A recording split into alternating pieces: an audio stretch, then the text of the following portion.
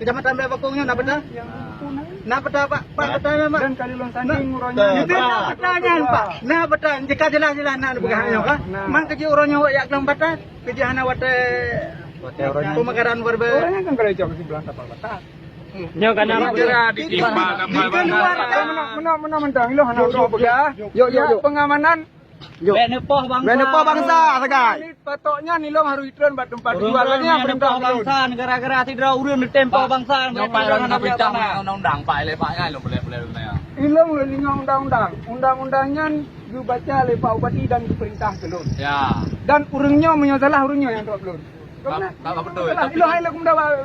Ilo kalau kena boto kuno. Urang galau. Ilo kalau kena hai lakum dawa. Pokoknya ilo tu galong yu petron kenang petron. Urang ram yang dawa jaga ibu pai metak galong bupak pun. Tatalong.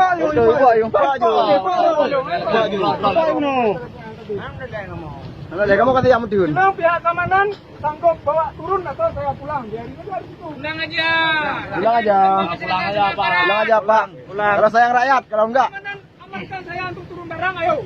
Kalau enggak saya pulang. Pulang terus. Pulang terus. Bergerak tidak urus mati menurut rakyat. Manayum, manayum.